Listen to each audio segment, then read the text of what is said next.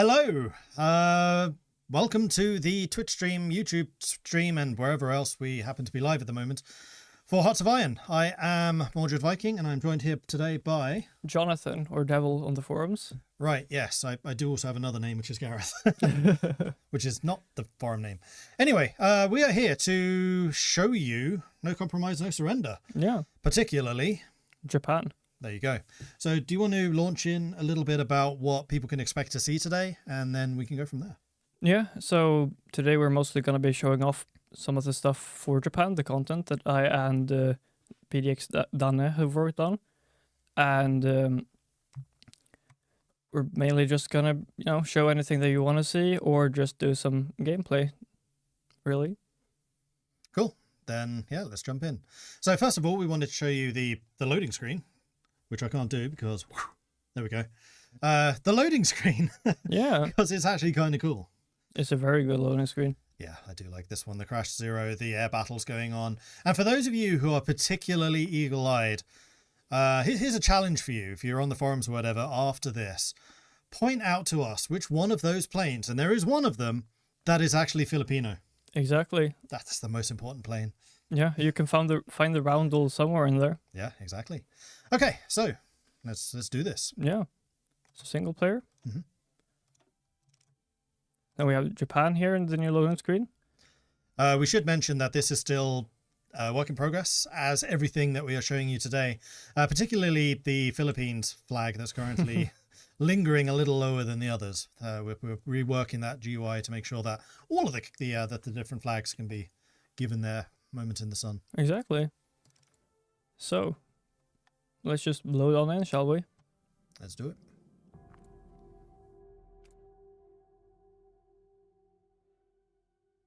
There we go. So we have the Japanese Empire, right? Mm-hmm. Thing to note is that they are no longer fascists from the start of the game. They start as an unaligned, but will progress into fascism as soon as the war basically goes into full gear. So why did you decide to make that change? Basically, Japan was authoritarian at this time, but the political moderates still held a modicum of power. And to represent that, we have decided to not make them democratic, but at least non-aligned. And then by forming the Imperial Rule Assistance Association, which basically marks the country's complete descent into totalitarianism, they actually become fascist. Gotcha. And is that going to have any impact in the early game for Japan? It will impact some of their abilities to, for example, they can no longer manually justify until there's enough world tension. And, of course, some laws and stuff will be kind of locked out, though they do have things that adjust this, such as being able to go to closed economy despite being non-aligned. Cool. So, what are the opening stages for you? So the opening stages for Japan, of course, include waiting for the Imperial Way and the Kodoha faction to do their attempted coup d'etat. And while we do that, of course, we will probably want to invest into the industry and the economy with this quite good 35-day focus to just get started on stuff. Mm-hmm. Before we get too deep into that, who are the Kodoha faction? Why are they cooing things? The Kodoha faction is basically then a group of young officers, really, in the army that are very dissatisfied with the way that Japan is going and see their traditional ways disappearing. And they're also dissatisfied by the fact that you cannot really get promoted past a certain point without being of samurai heritage. So they want to radically change this, and in 56 days from the game start, they will attempt a coup d'etat. Okay, which may or may not have some impact on how things evolve. It may in fact be the pivotal moment for which political path you will be going down. Yep. All right, let's roll. Yeah. So starting out with a bit of industry as usual, picking the different techs. Yeah, exactly. In fact, you could spend just a moment looking at the different tech icons for Japan.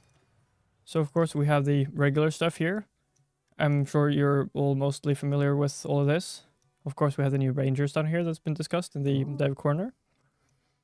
I was just adding them to the Philippines today. So actually start with the Ranger unit, the Philippine Scouts. Yeah, and then we have the new tech icons for all of these things. And of course, the name was incorrect when we showed it off in the dev diary, but now the final anti-air piece is actually an 88mm as the image depicted. So yeah, thank you for the feedback. Like, we do read all of it, and it definitely influences what we do here. Yeah, very much so. Is it only 3 research slots for Japan now? From the start, yes, but they can gain 5, so... Up to 5, I'm guessing. Well, yeah, up to 5. They don't gain 5 in their focus tree. That would be kind of ridiculous. Like America, eat your heart out. Yeah, exactly. Any new naval icons? I don't think so. Naval icons. In the tech tree. They have a few new ships, but I don't think they're shown off directly here. Okay. Because it's mainly through the different new or Götterdämmerung special projects and stuff. Mm-hmm. Such as, I suppose we can show you some scientists that Japan has. Oh, yeah. So this roster will, in parts, look very similar to what you've seen before, but will also look quite different. So we have a new naval guy, a new tank guy, a new air guy, a new artillery guy, and then similar people to what you've had before. And there are a few more that are hidden that get unlocked by specific focuses. Has Test the Soviets changed? Partially. I mean, for the most part, works the same, but it really allows you to get a bonus to the doctrines using the new system that we have revealed, and not just army experience, for example, if you win or lose, that kind of thing. And I guess important to note as well is that there's a new lake in this area. Oh, yeah, very important. Yeah. The other question coming through is, does No Compromise, No Surrender add any new special projects for Japan? I mean, not specifically for Japan, but special projects in general, there are new ones, specifically Navy related in this expansion. Do you want to spoil one of them? I mean, we can open up this and see what pops up, right? Oh, so yeah, go on then. So, of course, we have some unique names for things, as with Japan, and then here's a new special project. Ooh, support ships. Yeah. Stay tuned for more about them. Yeah. There is more, but we will not show everything today. No. We got to keep you, hungry for more content in the future. Yeah. And of course, we can just assign one of our 2 naval scientists to this facility. We can create ourselves an agency. Question, are PT boats now added? They're not a special project. Stay tuned, because when we do the Philippines content, we'll talk about those. It can also be observed here, of course, that there are quite a few new both Mayos, but also plain icons, both 2D and 3D for Japan, and all of the nations in the pack, really. Are there any MIOs which you think are particularly important or stand out? I mean, an interesting thing with all of the Zaibatsu-related Mayos is that they all share this one, which can only be taken if Zaibatsus are influential. And this is not limited, so you can only take it for one of the Mayos, but you can take it for any Zaibatsu Mayo. And it basically is a strong output boost for you using these. And we'll talk more about what the Zaibatsus and everything like that means in just a bit. Yeah. Unless you want to talk about that now. No, they are basically industrial conglomerates that rule a large part of Japan. And, really, they have a lot of political influence and will attempt to sway things in their favor. But is that influence something you can actually use? Yes. Perhaps in an imperial manner? You can, in fact, do that. How was that for a segue? We have the Imperial influence system, which has these 4 factions within it. The Army, the Navy, the Zaibatsus, and the Civic faction. They all grant specific debuffs and buffs depending on how strong they are, all the way from subdued through meddling, influential, and dominating. There can only be 1 dominating faction at one time, and there can be 2 influential factions at one time. You can manually endorse and suppress these factions if you want to try to just manually get them up or down, but this also happens quite a bit throughout taking different focuses, both political and military, as well as if they are influential or above, they will be able to demand things of you. This will give you missions that you have 1 year to complete. If you do, they gain more influence, and you also get a bonus that relates to the thing you had to do to complete the mission. Meanwhile, if you fail the mission, then they lose a bit of influence. And how does this reflect in like the focus tree? Well, basically, there are multiple different focuses that require certain factions to have a certain strength, such as Strike South requires the Navy to be influential, for example. Or similarly, taking specific army focuses, like right here, will increase the army from meddling to influential, which will come with its own bonuses, but also due to the inter-service rivalry debuff the Navy, because now the army will be stronger than the Navy. And that is something you can actually get rid of in the end here, which in general has quite a good boost to both of the army and Navy factions.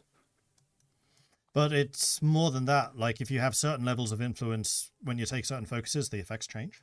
Yes, for example, this focus right here, which is below the different Zaibatsu focuses, which all individually strengthen the Zaibatsu faction, if you have gotten them to influential or above, you will also gain a nuclear research facility when completing the focus. Yep. So you get to choose, do you want to do it early without the influence and just get the research slot, or do you also want this bonus effect? Which I think is a really cool way. It allows us to basically scale the effects of the different focuses depending on how much influence you have. So if you have high influence, then maybe you want to try to get the high effect focuses earlier, which may then double down to make them even stronger. So yeah. Similarly, in the army branch, for example, we have this one, where you will gain a 10% artillery attack from the focus, but only if the army faction is at least influential. does any of the factionalism have an effect when going down alt paths, such as the army meddling with the Kodaha? Well, in the Kodaha branch, if they succeed with their coup d'etat and do their big army purge, then they will be the army faction. It will basically be replaced by, of course, the Kodaha faction within the army. And they will basically make sure to subdue the civic faction and the opposing parts within the army faction itself. So, yes. Yeah, basically. Cool. I guess important to note also is that this Manchukuo is no longer your puppet from the game start. Which has thrown me several times when I'm playing as Japan. Yes, they start as Mengjiang, which is basically led by the Piling Miao Council, as can be seen here, under Prince Yongdong Wanchug. And no, they do not, in fact, have a unique focus tree, though they do have quite a bit of flavor, both in terms of national spirits and decisions that they can take to do various things, like improve things and move their capital, and even raise militias and have Mongol bannermen. While we're talking about Menjiang, and I know a lot of you have been asking about Manchukuo, let's spend just a couple of minutes just talking about Manchukuo. Yeah, so basically, Manchukuo has not received any major reworks, of course. However, they have been touched up in order to work better together with the Japanese and Chinese content we've added, as well as get more flavor. So, for example, Puyi is no longer the country leader, and he's now instead represented by this national spirit they have. However, as we will briefly show, their focus tree has been expanded upon, and he can become the leader both in historical and non-historical if you want to. Nice. Cool. Yeah. Thank you. So, back to Japan. What's next? So, basically, we've set up most of the stuff. We can always, just set up the army a bit more, have the mobile divisions in their own thing, create some armies. Then, of course, we have some new field marshals right here. Any favorites from like research and things you've done? I mean, I do quite like the different royals that you can actually have as field marshals and generals now. Like, you can have Yasuhiko Asaka, and then we have people like Tadakazu Wakamatsu. And then for the garrisons, we will just choose someone generic, like, Tojo. Everyone's probably not favorite. And then we will just, I suppose, get going. Will the Manchu rework be base game or only if you get the new DLC? That's actually a very good question. I'm not sure about the answer to that one. It is basically, as with all of the touch-ups we have done to Warlord stuff as well, it is if you have this DLC that you get this, because it's meant to work together with the DLC content for China, for example. Okay, that makes sense. Without it, they retain their old thing. Okay, cool. Thank you. So now that we have been informed of the crisis that's looming, we can choose to try to protect one of two advisors from being murdered during this coup d'etat. Both of these two people historically were assassinated during the coup d'etat. One of them is a finance minister who did a lot of good for Japan, helping them get out of the Great Depression. However, he had to siphon a lot of funds from the army and navy to do this, which meant he was very unpopular with both of these factions. And then we have Jotaro Watanabe, who basically was made to be the replacement for the Kodoha guy who was fired after the murder that led to this trial. So they didn't like him for that reason, and he's an artillery expert in the game, as we can see right here. So you do kind of want to keep him alive if you want to have an artillery expert from the start. Yes, if you want one of those from the start, then you will do that. We also have a locked one here, who is unlocked by a navy focus. Mm-hmm. Special forces. Funnily enough, I think one of the few Japanese advisors or characters that has a full beard. Oh, I mean, a lot of them have mustaches, but yeah, I guess no beards. No, not really. It's quite a little. They're missing out. Yeah, there's a little bit, or small beards, but then there's Oh, that's Mitsuru epic. Toyama. He has a big beard. The Shadow Shogun. Yeah, I mean it's a good trait. So, but I suppose we'll just keep going. Yep, that's cool. So, do you want to go up to 5 speed or Yeah, how? may as well. Yeah. Get a little bit more into things. So in the early game, you have the coup upcoming. Is there any other pressures that you need to be aware of that you need to be preparing for? So basically, as soon as this coup has occurred, if you do strengthen the army, then this will in turn also strengthen the Kwantung army, and they will attempt to invade China. And who are the Kwantung army? They are basically the garrison that was initially established to just garrison formerly Port Arthur, now as Darien or Ryojun. Mm-hmm. And basically they themselves invaded the areas of Manchuria and established Manchukuo as their own puppet state, which was of course represented by this, for example, the Kwantung veto in the Manchu content. Mm-hmm. Can Manchukuo proclaim China as normal? Yes, they can still proclaim the Qing Empire of China as they could before. And is there anything in the focus tree that allows you to cooperate more with the Axis, like submarines? Yes, not specifically submarines, but you do have this one that you can do if you sign the Tripartite Pact, which basically allows you to cooperate with Germany on things like armor, rockets, mechanized, and any other kind of things that you could gain from them. Then you can also, in the industry tree, cooperate with any foreign powers really to try to get more synthetic fuel, or you can cooperate with foreign countries to try to get better tank research, for example, here. Mm-hmm. So yes. Now we have the February 26th incident. Aha! So we will choose the historical option, which is to have the army crack down on them, but we could also do the Kodoha option, or we could do the democratic or communist option, which is at the bottom. So this really is a pivotal event that will shape the rest of your game, basically. Yes, this basically auto-completes the starting mutually exclusive focus in the political branch, depending on which one you choose. Mm-hmm. So we will choose the historical one. And then, bam, it's been completed. And now we are ready to start going down here. All right, so what's our next goal? I will want to do this quite soon, because we start a mission that we want to get over with as soon as possible, which will basically deteriorate the relations between the civic faction and the army faction, which allows us to have the harakiri debate happen, in which we can then choose the outcome of the debate. Mm-hmm. In the meanwhile, we will also hire Kotohito Kanin as a army offense. And here we can see that the army faction has now demanded something. They want to produce more artillery. We can see this here, that if we have 300 artillery in stockpile, we will gain 15 army experience, they will gain influence, and we will gain 15% mastery bonus for 180 days for artillery and combat support tracks. Mm-hmm. Oh, and what's mastery? Well, with the new doctrine system, once you've bought a sub-doctrine, you will start being able to gain mastery by actually fighting with divisions that use that specific type of thing, like artillery or support companies, for example, and that will level up the doctrine as you go. Yeah. You can also observe here that the Kwantung army is currently preparing for a conflict against China, for lack of better words. So we can choose to, try to slow them down, or we can speed this up. The way we will want to speed this up is by taking this focus, which removes 420 days from it. Oh, that really speeds it up then. Yes. Okay. So is war with China inevitable? On historical, it is inevitable. You can form a faction with China, but this will, similarly to the Berlin-Moscow axis, fall apart after 730 days. and then the war will ensue after that. So you get to choose if you want to use them early to strengthen yourself or taking out communists, for example, or if you want to simply just, fight China as early as possible before they can be stronger. Can we see what the new home island icons are? I think they're talking about these ones.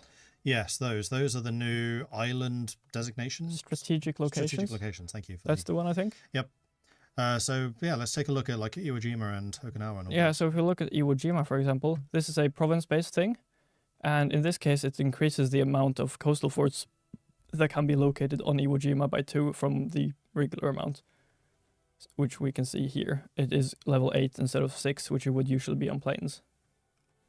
Similarly, we have favorable approaches, which allows for 2 levels higher of an airbase in the state of Okinawa. And that is not to say that it can go above level 10, because it cannot. However, islands in general now can only take a smaller amount or smaller level of airbase than they could before. Yeah, because we realized that it was kind of unrealistic to stick a level 10 airbase on a tiny little atoll in the middle of the Pacific. But we also wanted to make it that islands had more of a strategic purpose, a reason to fight over them. Yes. Or just to be more defensible if you want to use that as a strategic fulcrum within your own strategy. So yeah, there's a lot more to fight for now for these islands. Yeah, and now with the completion of this focus, we have a new prime minister. Aha. So we've gotten rid of our first one, and there's many more to come.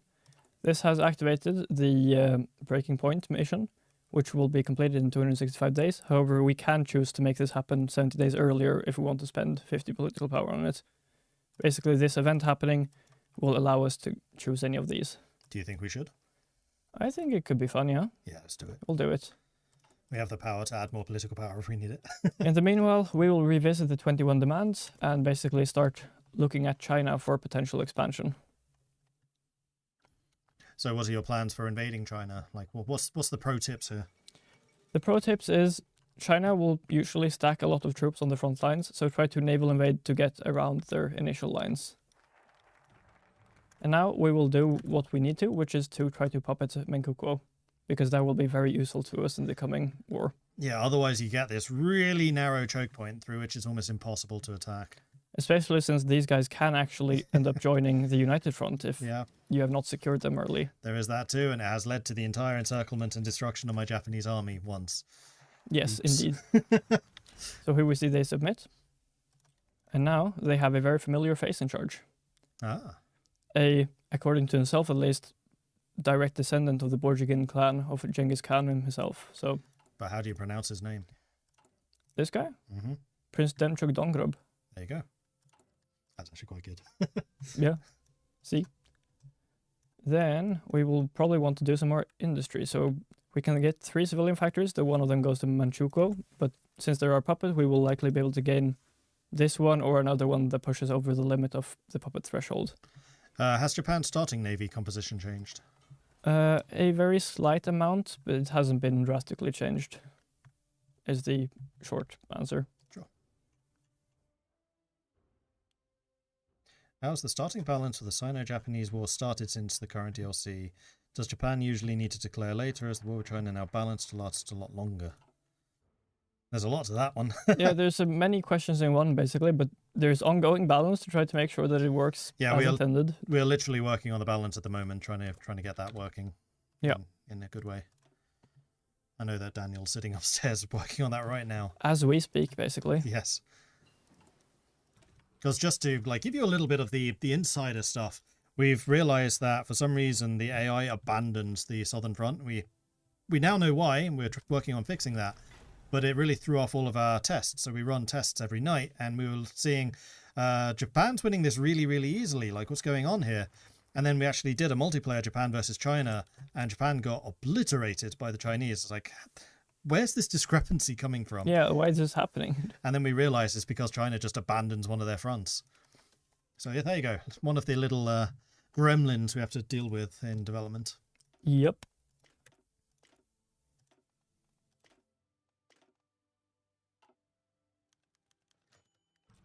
Are there shared Asian co-pro sphere focus tree similar to Austro-Hungarians with Japan, certain collaborators like the Philippines? Shared? No. However, when Japan attacks the Philippines after they've occupied a full state, then they do form the Second Philippine Republic, which is a puppet. So they can start basically immediately puppeting the Philippines. Japan has the ability to create multiple different historical puppet states, such as in Indochina, the Philippines, Burma, and India. However, there's no joint focus tree for it, but there is ways to boost them up and to gain more from them using the sub-branch dedicated to the faction itself. And also in the Philippine focus tree, you have ways of working more closely with Japan, should you want to do that. And that's particularly potent if you're trying to get independence early from the Americans. You can really play the US and Japanese against each other. Very much so. Now with our advisors, also a new quality of life thing that's been added is that any available advisors are automatically pushed to the top of the list. I hadn't noticed that. Which means that so good. These aren't always up here at the top, they are in the list. However, since we can afford them, they've been pushed to above anything that we cannot afford. That's a good change. Yeah, I like it. I quite like it. Will there be more dev live streams for the other nations in this DLC and new features? Yes. There Yes, will there in will fact be. Yep. I don't know if our CM is ready to publish a schedule for that. I will let him answer. Yeah, I mean, we'll see what he says. But I can, spoiler, exclusive for the stream, tell you that yes, there will be a Philippine stream. Also, spoiler, there might or might not be a war going on What? in Xinjiang. So yeah, we've had a couple of questions about the Warlords, and I think we probably want to leave most of the Warlord stuff for the China stream. Yes. Should such a thing happen.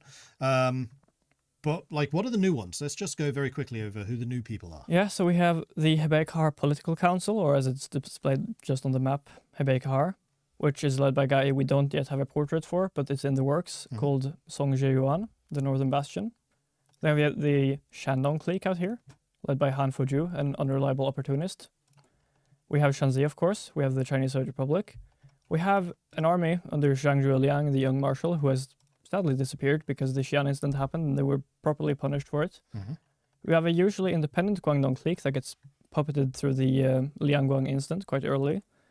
Currently led by Yu Hanmu, but they have Chen Jitang usually, who is the king of the southern skies. Then we have recognizable cliques. We have the Sichuan clique, led by Liu Zhang, and he dies in 1 to 2 years from the game start. Spoilers, yeah. Which may or may not have been him being poisoned by, the Kuomintang, and this may lead to them being able to annex them. Then we have the Shibei Sanma, which is been split into the Qinghai Ma, the Gansu Ma, the Ningxia Ma. Qinghai Ma is the old one, and they have Ma Lin, however they can get Ma Bufang, the old, later back. Then there's a Gansu Ma under Ma Buqing, and the Ningxia Ma under Ma Hongqi. Then up in Xinjiang, there's a bit of chaos going on. Yeah. With Sheng Shikai. Then we have Ma Hushan of the Khotan Ma, and then we have Yulbars Khan of the Kumul Khanate, who has risen up to try to fight against the communists. Gotcha. So yeah, quite a few changes. Yeah. What happens if you don't quell the unrest in Korea? Don't quell the unrest in Korea and the unrest goes too high, then it's the general thing of you will start losing factories and resources. And we have the state modifiers that you've seen me been trying to get rid of that basically boost the resistance gain. So you have to spend resources on actually taking this away from them. Then you can see here that the Harakiri debate has happened. And, one of the ministers suggested that the chief of the armed forces execute himself. So that's not good. And that has led to the collapsing cabinet, which we want to get rid of promptly. Yeah, especially with that weekly stability loss. That's a painful one. Which we do by doing any of these two, which are 14-day focuses. Okay. So we will do this, which will be basically the army then cracking down on this insolence within the cabinet. And I did see someone in chat asking earlier, are we going to show off alt stuff? I think we'll touch on and talk about alt, but we probably won't show it as part of a playthrough. Yeah, mostly since we do not have time to show everything. So there is a lot of stuff here. Yeah, and historically Hayashi self-sabotaged and collapsed his own cabinet within only about 1 to 2 months. Probably under the weight of that mustache. Yes, which this was in order to increase army influence, so we represent this by just allowing Conway to get in very quickly in 35 days afterwards. Mhm. And of course, we'll join the Anti-Comintern Pact. Seems reasonable. Yeah. So now, swiftly, we have Fumimaru Konoe, Aha. the noble prime minister. Now we are getting into 1936, which means we will soon want to start a war. We will probably do first one army focus, and then we will probably want to actually get ready for this war. So what preparations do you usually make in preparation for this?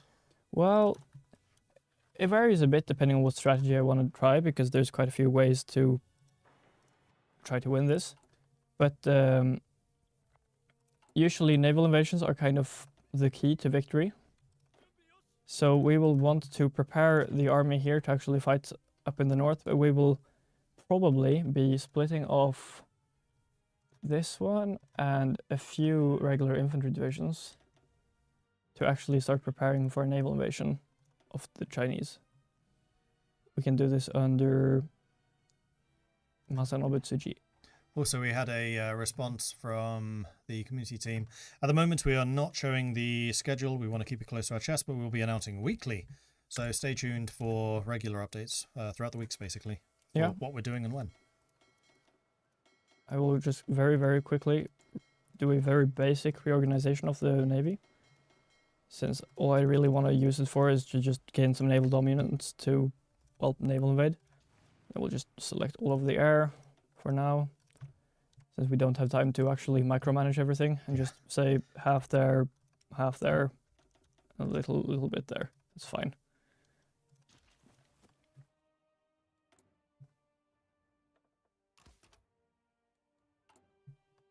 Can Japan core both Koreas?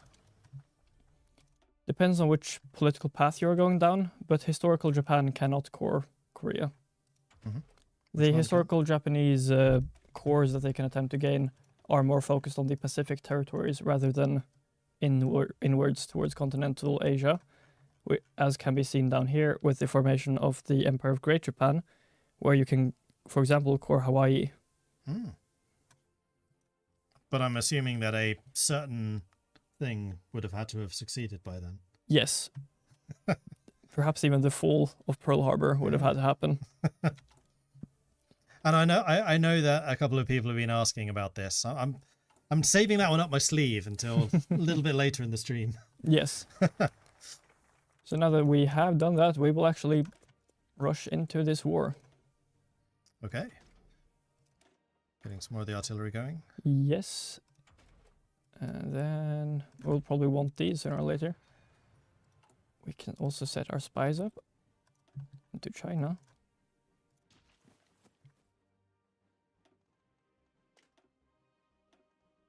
I hope Japan's focus tree will be best.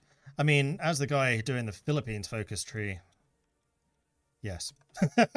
I mean, honestly, they're all really good. I've had an absolute blast playing through each and every one of them. As the one who made the Japan focus tree, I say, of course it's the best. I was just waiting for you to chip in there.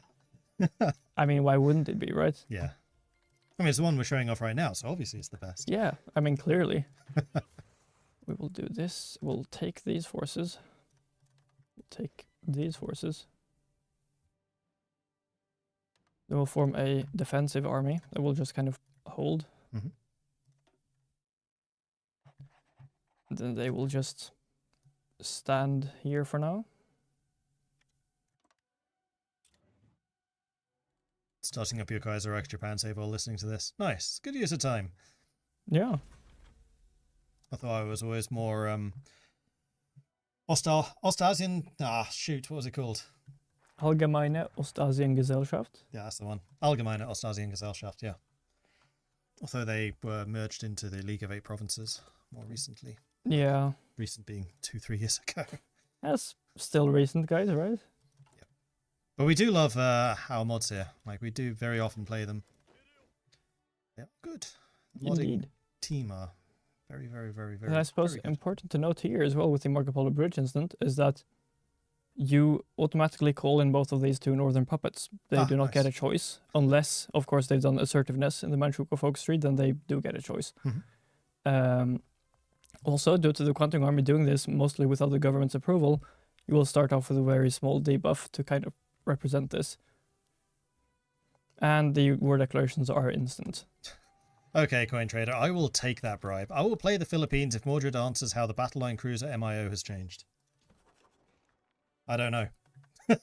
There you go, you got it. I mean, I assume they mean this one. Yeah, I think so. Basically, you have to expand the Hiratsuka Navy Army Arsenal, and then there's quite a few different unique bonuses, like counter-flooding systems. It's a naval arsenal, so you can get production output if the navy is influential, and you can get some different types of bonuses here. Nice. And yeah, we have expanded the bonuses and options and things for each of the MIOs.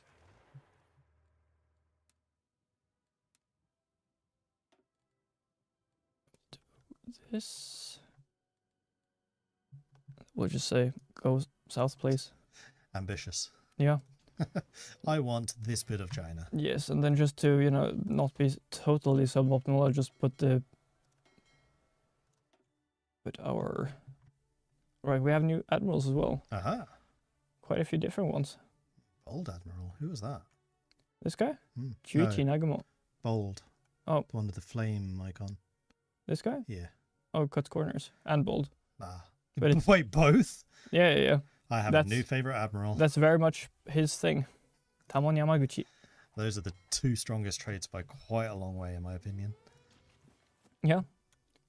Just to be completely safe, I will try to buy a little bit of fuel because I need to get the...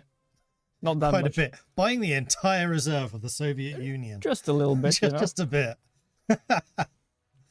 As you do. Yeah. Then we will start advancing as soon as possible on Beiping. You heard bold, not bold. No, Yeah, bold. Yeah, I heard bold. I'm gonna be honest here. Fair enough. Will mine laying be more useful around the Japanese home islands now? I think they got some more work on it, but I can't tell you how much because I'm not sure. Yes, and then of course Japan also has a focus that can boost mine laying as well, which is this one. Mm-hmm. It both boosts mine laying, but also some torpedo stuff. Nice. Because I know that Zveerbaum was talking about mine laying, but I'm not sure what actually got changed. Yeah, and you can see here that we sunk the poor guy's cruisers. Well, there goes their cruiser battle line. Yeah, there goes the naval invasion. Ooh, let's watch that one go in. Yeah. Going for Tsingtao. Want some of that beer.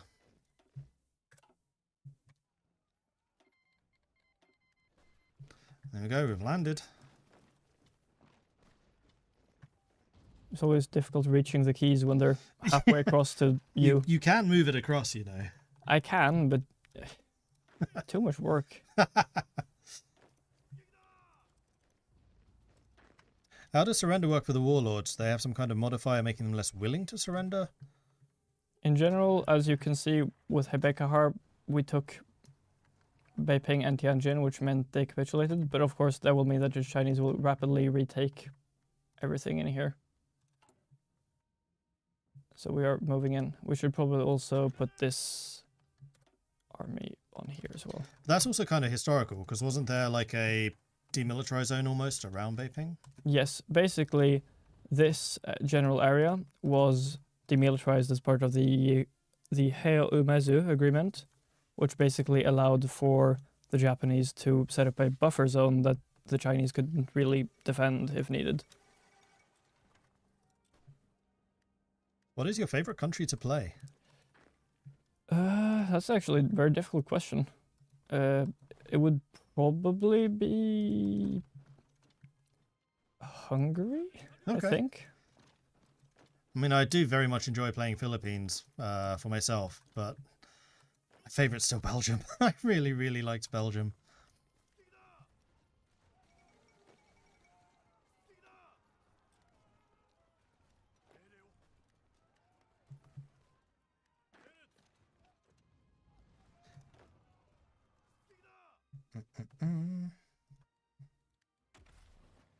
I'll just quickly grab a doctrine here as well. So we can start getting that mastery. And these guys will have to be reorganized as well as we make sure this front line goes all the way. And these guys can prepare a new naval invasion from Qingdao. Nice. They can land in Shanghai. It's going to be their next mission. Oh, so you actually launched them from China. For some reason, I always ship them back to Japan and then send them again. I don't think there's much reason to do that. There is no reason to do it. I just never occurred to me to just do it from where they'd landed. Yeah, also, of course, I have to reassign some of this as well.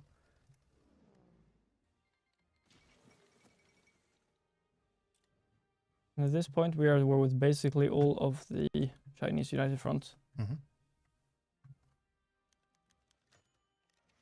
The Americans are not very happy with us, but I mean, there's not much we can do about that, so...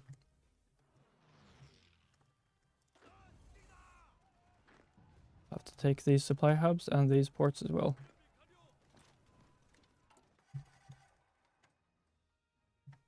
And we'll just set these to go whenever they're ready. Mm-hmm. So now we will have created our first faction, the New Order in East Asia. Oh, and who belongs to that? It is as much as us, Manchukuo and Manchukuo at the moment. Very nice. So you can see the two blocks having formed here right now. Yep, facing off against each other now. Yeah. And now we should probably work on getting our stability back up above 50%, which we can do with this 35-day focus. I mean, it's only 47, so it's not that far off. No, but we have gotten strikes once, so... Oh, okay. Which is why usually you should probably go for this focus before the faction focus, but I just wanted the faction, so you know. Yeah, you need to show those off. Yeah.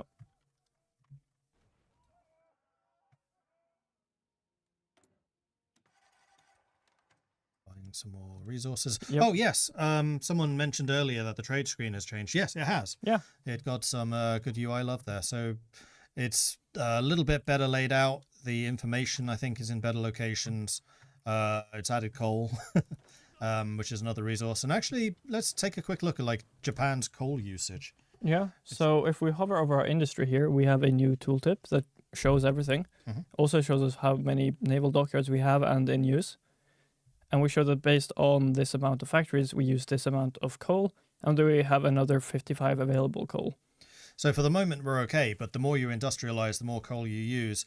Similarly, the higher in war economy you go, the more coal you use.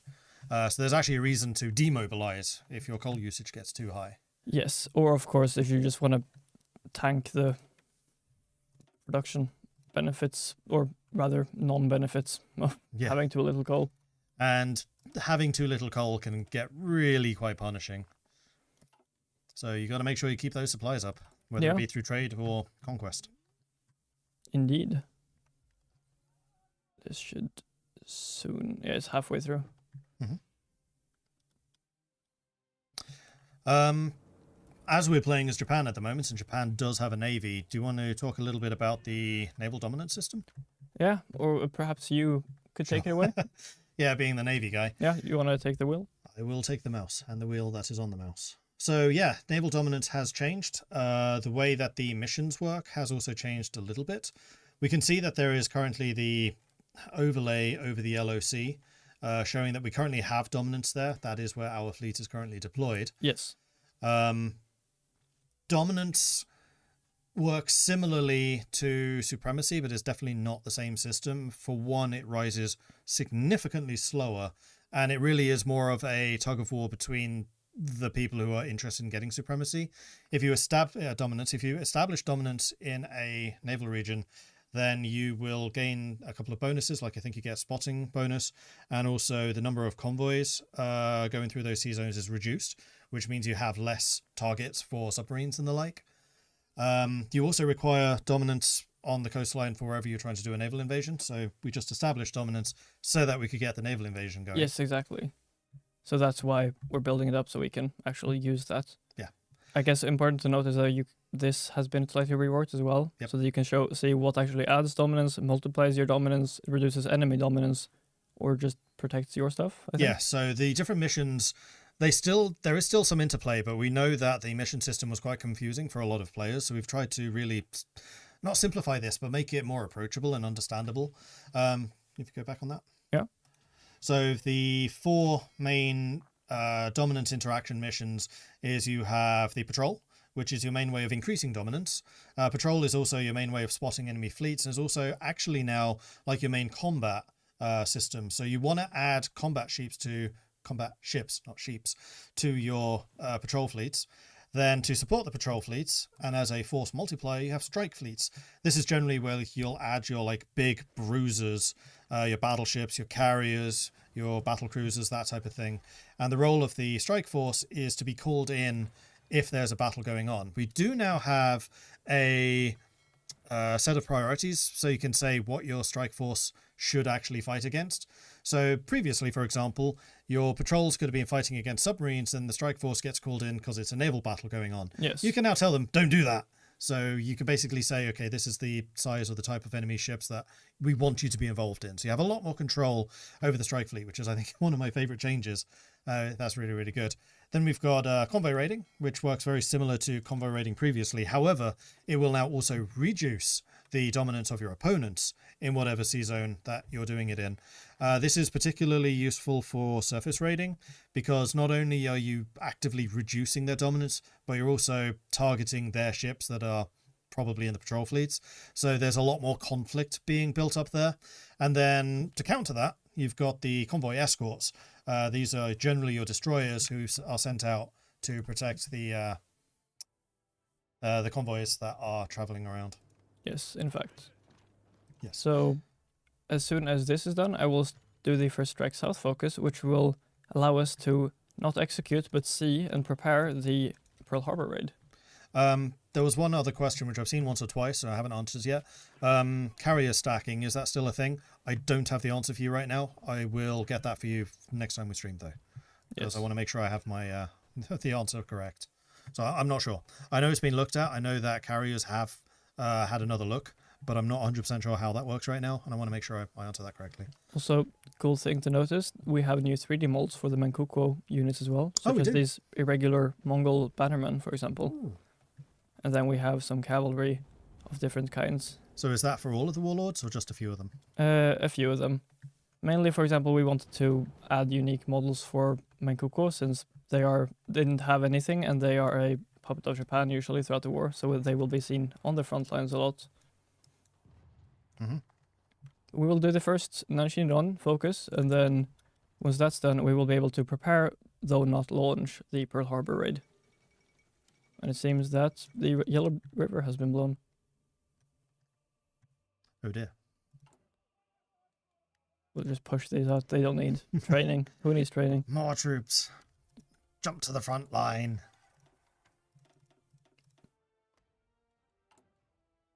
Take great pride in the proficiency of your warships.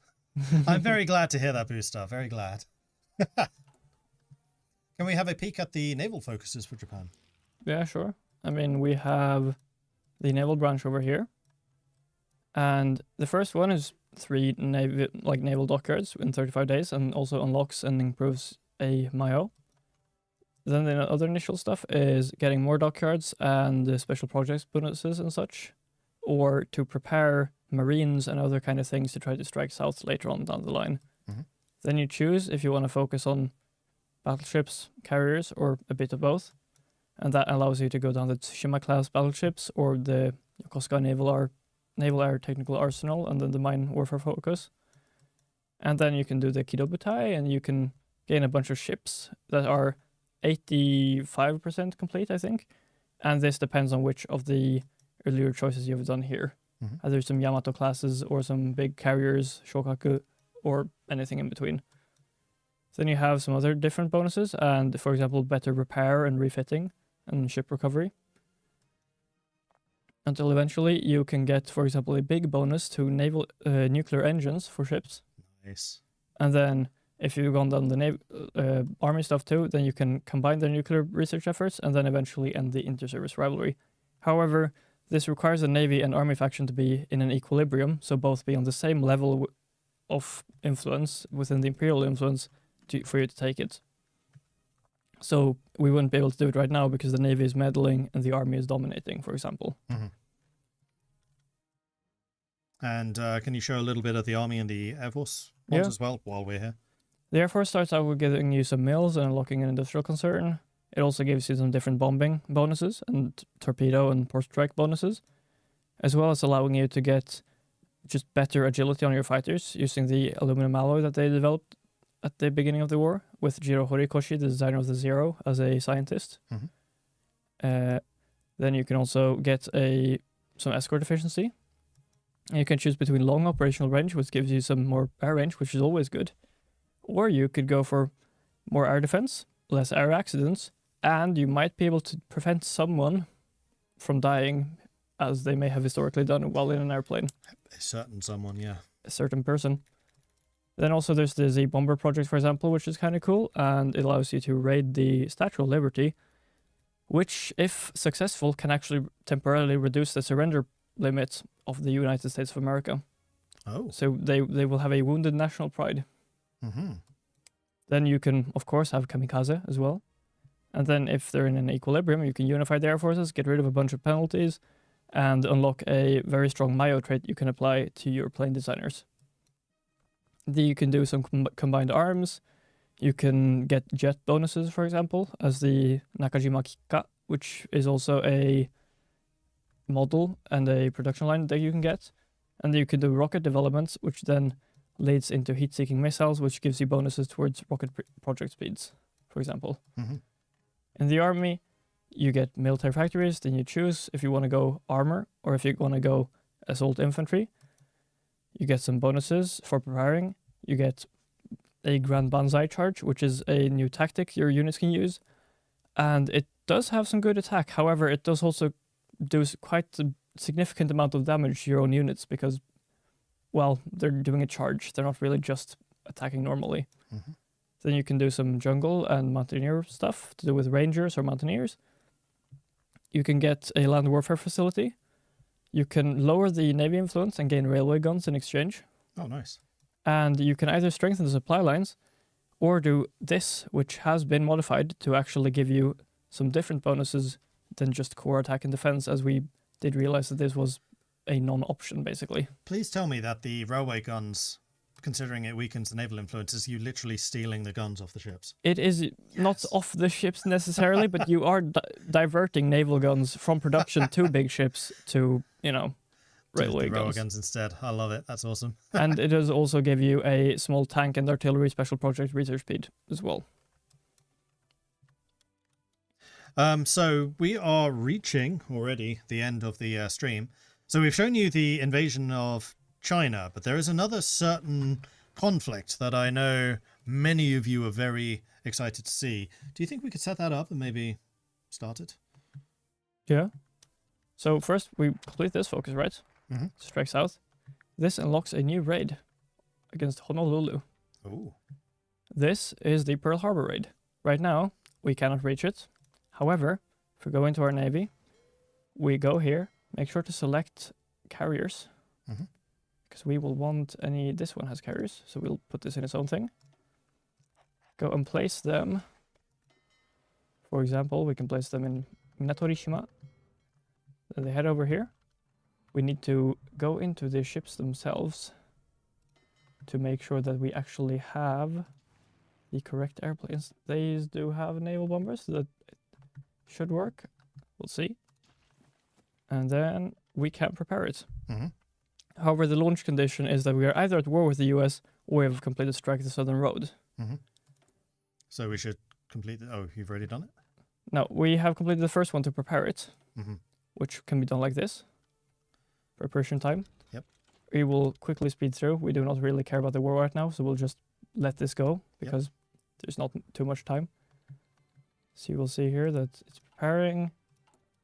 Then we will actually do some cheating because we are cheaters like that.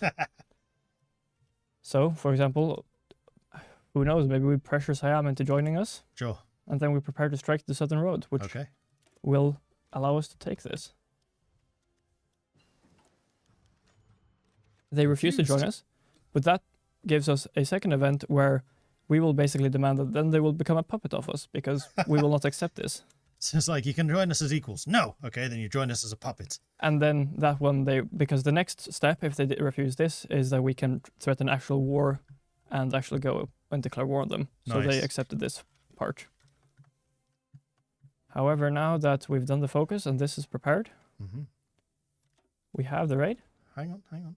So what we should do is a little bit of a questions and answers, maybe for 5 or 10 minutes. Yeah. So chat, if you have any questions for us, I am watching. I'm not going to be able to. We are not going to be able to talk about everything because we do want to save some things like factions for future streams.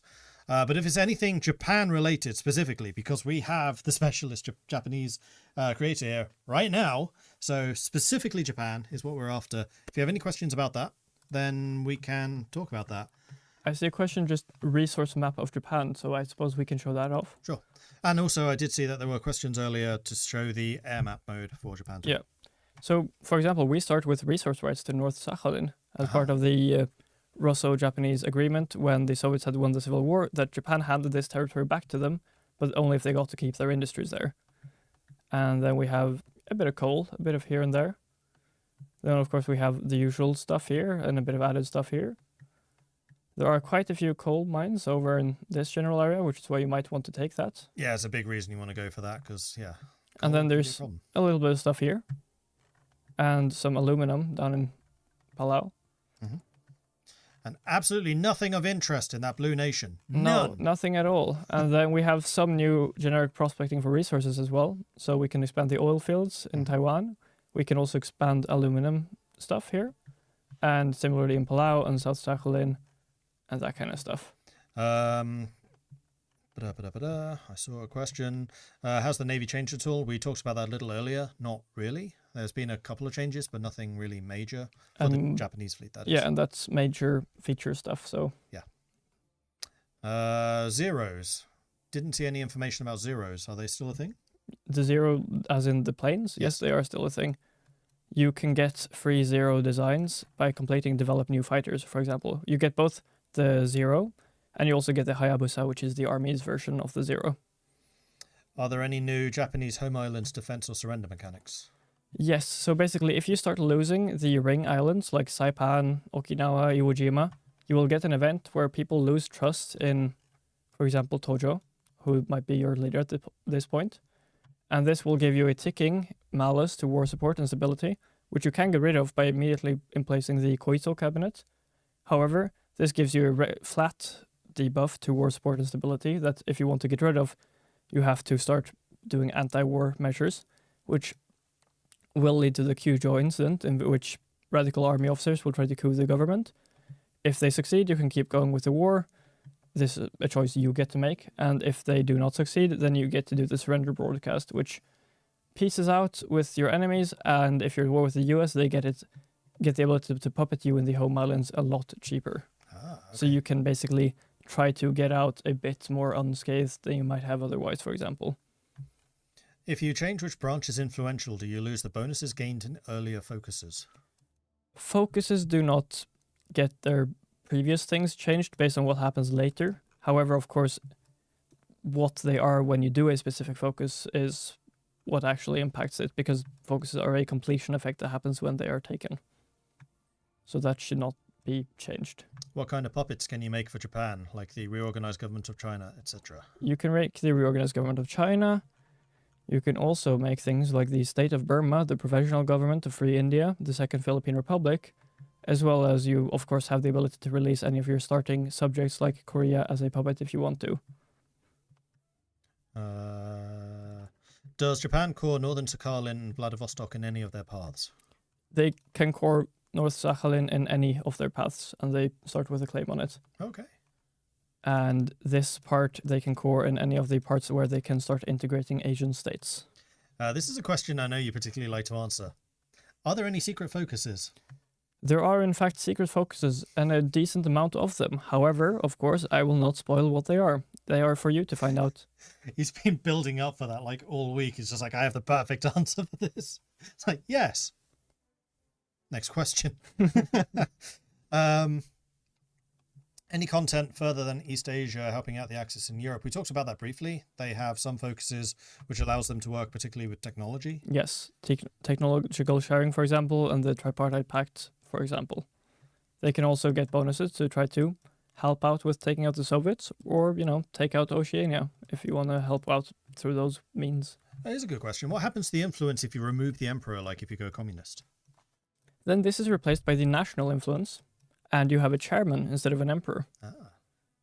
Of course, if you go democratic, you still have an emperor, though a constitutional one. So you will be able to have Hirohito or Nobuhito if, he sided with the military in the Civil War. Are all focuses 70 days? No, I would say about half of the focuses are 70 days and half are 35, 21, or 14, but mainly 35. Yeah, so we have a bit more of a variety in there. But one thing I did want to mention about this, because I very often see, so many 70-day focuses. They're a really good tool for gating time. Time is actually a really important resource and is actually one of the main reasons why the focus tree works in the way it does. And that's because you want to more strictly determine what players can do and when, and the longer focuses allow you to do that a little easier. Yes, exactly. But there are also, in fact, shorter things like just taking East Timor. Yeah. Not a very thing that takes very long time to do. Any exclusive news we want to drop at the end? It's not the end yet, so no. No. I mean, I think we should drop the raid at the end of the stream. Yes. That's what I'm kind of holding here. That's why we're just paused for now. Yes, that's basically just answered by what I literally just said. Can we puppet the Philippines with Japan, and what is the role of the Philippines? Yes, we do have, for example, obviously we can puppet them in a peace deal as always. Actually, I'm kind of, from the Japanese perspective, what is the role of the Philippines? I mean, they're, a bit of a road bump in one way. And then in another way, they're a threatening naval base for the US to use to cut off supplies if you're trying to go south. In a third way, they do have a little bit of resources that you might want, though obviously there's not too much. No. Philippines primarily was the strategic ability it gave. Manila Bay in particular was an incredibly good natural harbor. For the Philippines themselves, there was something else I was going to say, and I'm completely blanking on it as I'm saying it. At least you can have Jose Laurel lead the that's true. state. So, as we mentioned, as soon as you take a state from the Philippines, then you establish the Second Philippine Republic, which will be then able to core the Philippines over time and reduce the resistance. Although the Philippines does have a focus branch, which is all about the resistance, just to make life hard. But we'll talk about that in the Philippines stream. That is not for now specifically. So can you puppet them now? Yes. Yes, you can during a war, but of course we're not at war with them at the moment, so... bicycles and militias. Yes, Japan starts with bicycle technology now, so if they want to make a bicycle division, they can do that from game start. And there are militias as well, which they can create by, for example, founding the Boetai, which is the Volunteer Fighting Corps, and just basically raise them whenever anyone lands on the home islands. I remembered what the other thing I was going to say was. We've added the ability to give airbase access to countries. So even if the Philippines is independent of the USA, they can still give airbase access to the Allies and to the Americans. And one of the things they can do, particularly in certain paths, we'll talk more about that when we do the Philippines playthrough, they can give permanent access to the Americans, which is very likely to tee off the Japanese. Yes. So, yeah. Philippines is important for that type of thing. It's a very strategic area because a lot of the resources Japan was after are in Indonesia, and the Philippines is right in the middle. And if they station planes and submarines there, none of that stuff's getting back to Japan. Also, that question about special subs, carrier subs, we will not answer that one for this stream. No. But, well, I guess keep your eyes peeled. So, yeah, I think that is probably what we have time for today. So, the last thing for the stream, Jonathan, if you please. Yes. I will just very quickly mention for those complaining that, or, well, not complaining, but asking for, yes, Mongolia has a formidable nation, which is Greater Mongolia. Of course, if they are fascist, they will be the Great Mongolian Empire. But, that's for them to do. Yeah. All right, here so we go. Now they will launch this. Slow it down a bit so we can see what happens. We have the plane that has launched from this carrier because it's a carrier-based raid. We have our little airplane here.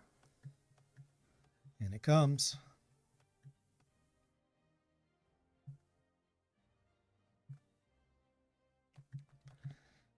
And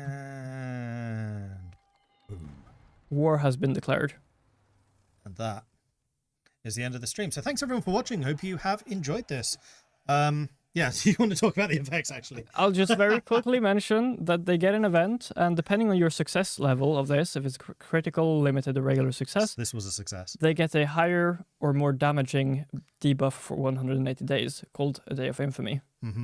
So this is basically Yamamoto's thing of we can run roughshod over the Americans for 6 months, but then after that, they'll win. Yes, ships here will be damaged. Naval bases, naval dockyards, everything related to Navy can also be damaged, like naval headquarters or naval supply hubs, for example.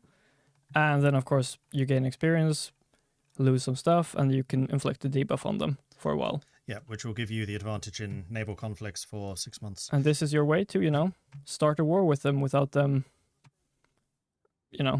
getting the only through the Philippines stuff. Yeah. So, now I can say thank you everyone for watching. Hope you've enjoyed this.